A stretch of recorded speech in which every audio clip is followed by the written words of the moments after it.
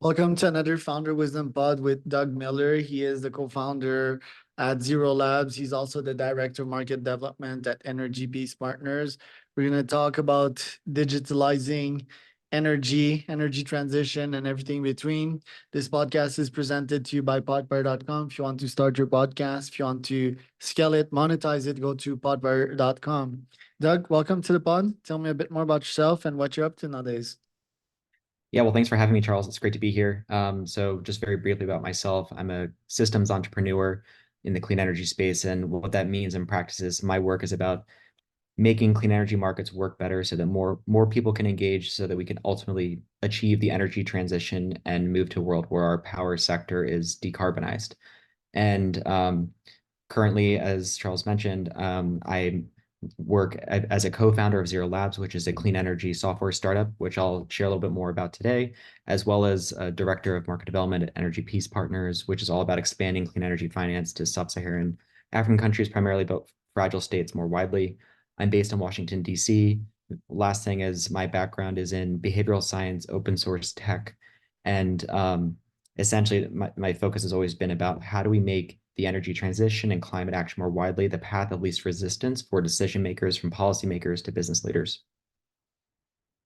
Why is energy that important to you?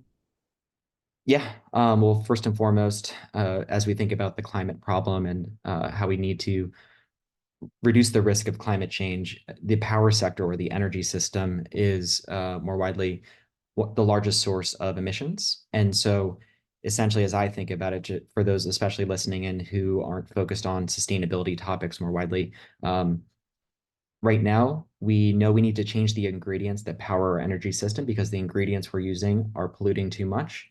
And to achieve that future state, first, we need to reduce what we're using. We need to deliver energy efficiency or energy performance at scale, which requires new business models.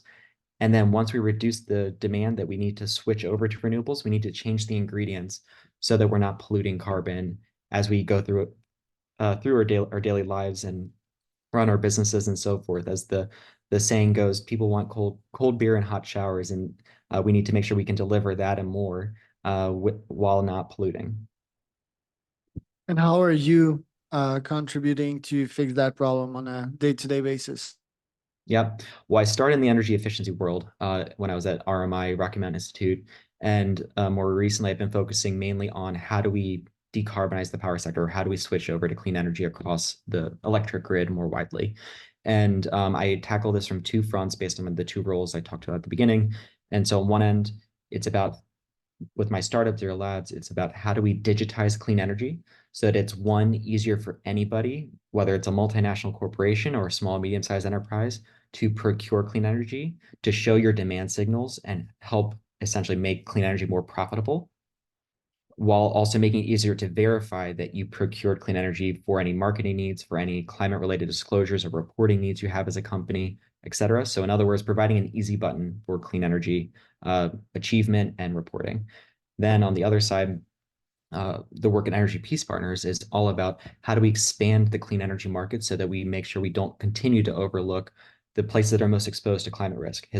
For example, only 2% of clean energy finance has gone to sub-Saharan Africa to date, 2%. And our goal is to tap into the corporate procurement dollars that are currently helping support the energy transition in the US, Europe, and parts of Asia, and channel some of that to the places that currently have limited electricity access. Currently, about 10% of people worldwide, most of whom are in sub-Saharan Africa, do not have electricity access at all. We need to make sure that they don't go down the fossil path and get locked in. How do we ensure that these communities leapfrog over the fossil system? And so that's the work that Energy Peace Partners does with a novel climate finance solution called the Peace Renewable Energy Credit. Right. And what's the role of blockchain into that? Yep. So interesting question. So 2 jobs ago, I was at a nonprofit called Energy Web. We were looking at how do we use open source decentralized technology, namely blockchain, for the energy transition.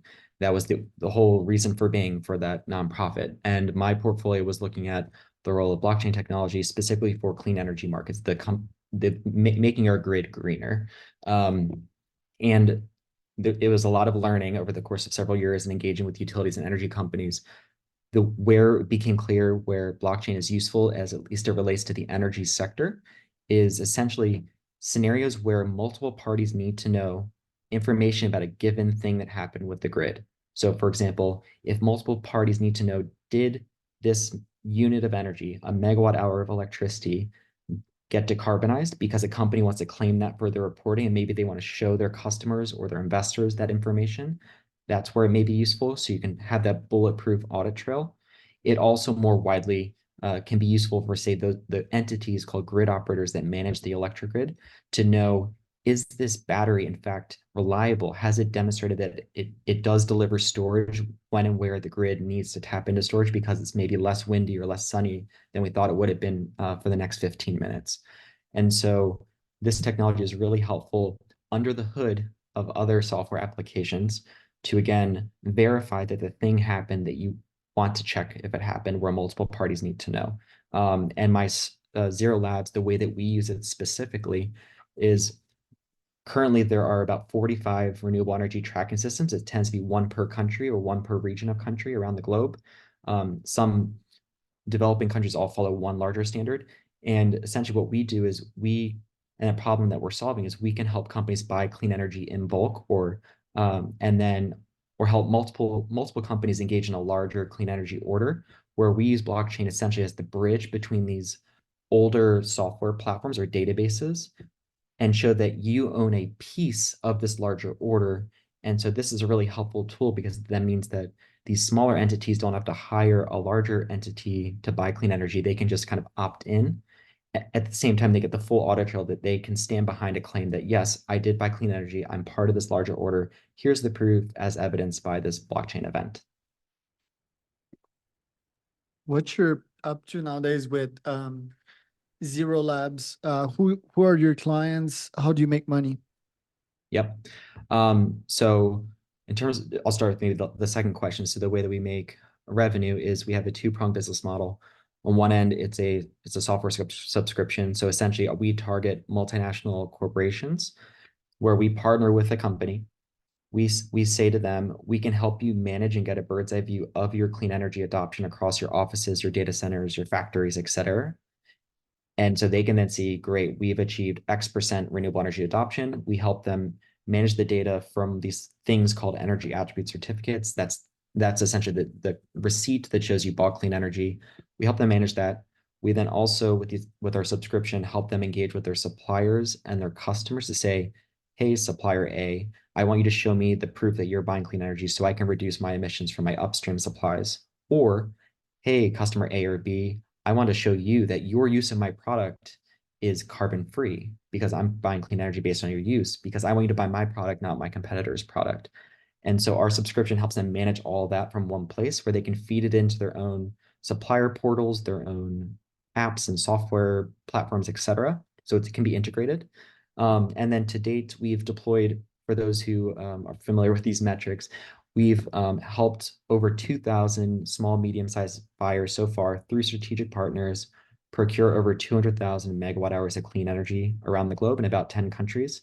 And so that's the equivalent of roughly 20,000 US households use per year since we launched 2 years ago.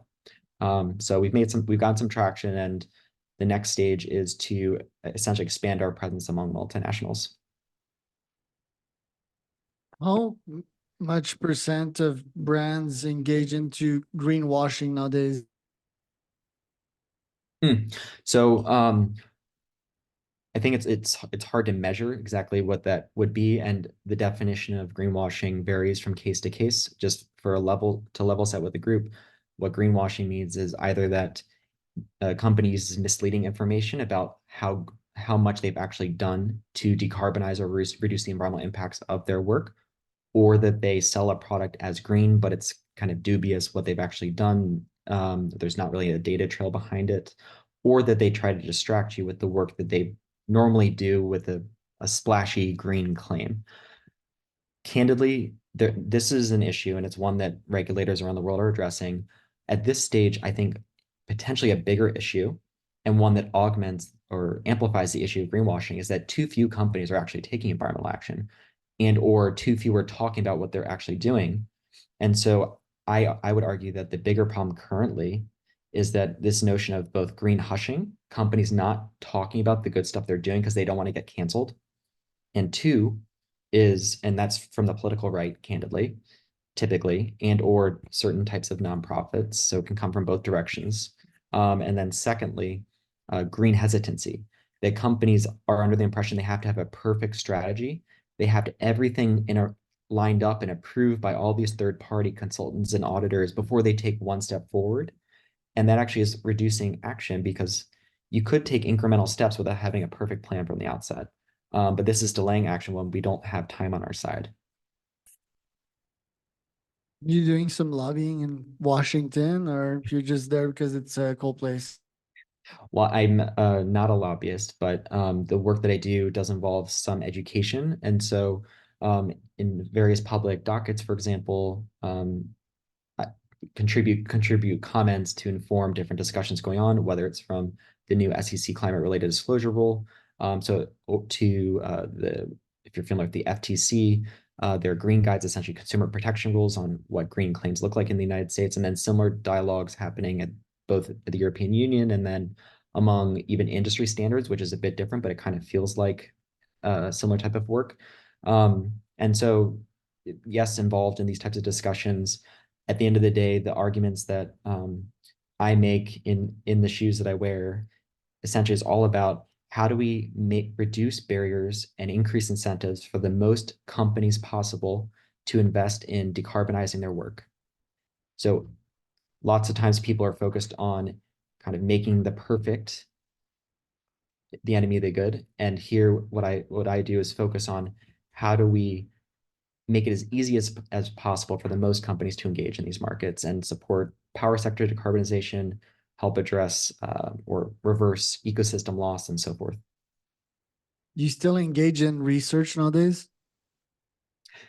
Yes, but I'd say it's a bit different. It's more about understanding the user versus understanding the problem. And I think this is actually a pivot the wider environmental sector has to take. It's we now at this stage have a general idea of what the problems are, what the solutions are. We don't need to keep sharing or increasing awareness of these problems and solutions. Instead, what we need to do is better understand who are all the users and sub-users, whether those are business leaders, investors, politicians, et cetera. How do we present the optimal choice that's aligned with the environment in the most appealing package possible so that it's the path of least resistance for them, so that they do the thing that helps reduce emissions, reduce environmental impacts, et cetera. And so I think that's the challenge that's now at hand for the wider environmental sector. Me development from laws or rules perspective in the environment. I saw you posted something about the SEC's new climate rule recently. Mhm. Yeah. So right now, different regulations that are emerging between particularly the European Union and the United States, but also the United Kingdom, Singapore, and then even at the subnational level in places like California. Essentially, what's happening right now is that companies more and more around the world will have to start reporting their environmental impacts, specifically the different types of emissions they have, greenhouse gas emissions that they have. Theoretically, if a company has to start reporting their emissions, on one end, that means they have an incentive to try to figure out how they can reduce what they report. So that might lead to more action, theoretically. And then in parallel, it also means that more companies will hire people and develop teams to manage all of this.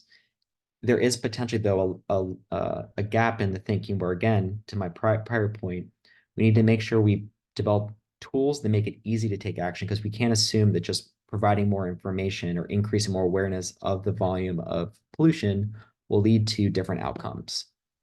Just from a practical behavioral perspective, awareness alone and more information alone does not necessarily lead to new outcomes. What about AI? Apparently, AI might consume as much energy as an entire country. Not sure what country the New York Post article mentioned, but apparently AI is consuming lots of energy. Yeah, good question. And so two different ways of thinking about this. So in my previous role at Energy Web, I launched what was called the Crypto Climate Accord. So a couple of years ago, the same dialogues, and actually these are popping up again, similar conversations around the energy use of particularly Bitcoin mining. So there are a couple of ways of thinking about this. On one end, all every business is bad from an energy perspective, as we all use a grid that's still not carbon free. And so choosing just one industry to highlight and their usage is potentially a slippery slope for calling out whether it's AI or Bitcoin. Of course, these are new and concentrated sources of electricity use. I think a more constructive way to think about it is how do we incentivize and or require new sources of concentrated energy use to adopt clean energy. Theoretically, or for example, there are several hundred companies right now procuring clean energy in large amounts. Many of them own data centers. These data centers are at least there are other environmental impacts, but at the very least, they are supporting the energy transition because the companies who run them are buying clean energy. We should have AI processing and AI data should all be linked to clean energy purchases so that at least the use of AI is clean powered. And there are a couple ways to achieve this, I think. One is by targeting the individual companies and having them commit to similar commitments that other companies have already made around 100% clean energy adoption. There also probably should be some new guidance and tools developed so that people who are using AI program clean energy buying into the apps and tools that they're building. So essentially, we start to automate the demand for clean energy, not just for AI companies, but the people who are using AI more widely. These are some of the same things that came up again during the crypto related conversations a few years ago. So there is an opportunity for AI to be for good, but currently it's unclear if they're going to buy clean energy to decarbonize the use and if they're going to bake sustainability into the code. And we need both. You've traveled to many countries recently. You've been in Africa. Any successful use cases when it comes to countries using clean energy? Mm. I'll answer this in two ways. So on one end, it's what's really exciting is over the past few years, there's been a rapid adoption of markets in various uh, developing countries and even at the more granular level in sub-Saharan African countries. What that means is that national authorities are setting up they are approving an international standard for how individual customers, meaning companies or people, can transact or buy clean energy in that country. And so at this point, there are 65 developing countries that have approved what's called the International Renewable Energy Certificate Standard or IREC standard. And so this is very powerful because it then means that they can tap into multinational companies who have sustainability goals to support the energy transition in that country to achieve their goals in that country or the wider region. And so, for example, um, recently Kenya joined the IREC standard, and that's just part of a larger coalition of countries across the sub-Saharan African continent that have adopted this standard. Um, and I think just to call out the work that I do at Energy Peace Partners, what's exciting too is that we're working to and building momentum around expanding this novel market instrument called a peace renewable energy credit. Essentially, this is something where a company agrees to buy renewable energy from a new mini grid. So think an offsite solar facility for a small community in the DRC or in South Sudan, places that have many challenges right now. So when a company agrees to buy clean energy, that commitment enables the financing to build the mini grid alongside another project, such as a street lighting project, such as a agricultural productive use hub, meaning a place where people can charge up their equipment, to electrifying a hospital or school. And so the environmental investment plus the social impact investment together is something that this Peace Rec enables.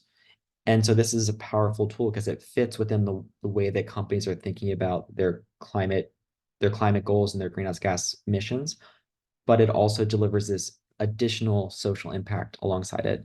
And so the market is starting to grow. It's still early stage, but I think it's really exciting and it's something to keep an eye on. Where can people find out more about you, Doug? I guess the easiest point is starting point is LinkedIn. So feel free to add me on LinkedIn and we can see if there's a good opportunity to chat about any of the things I've talked about today.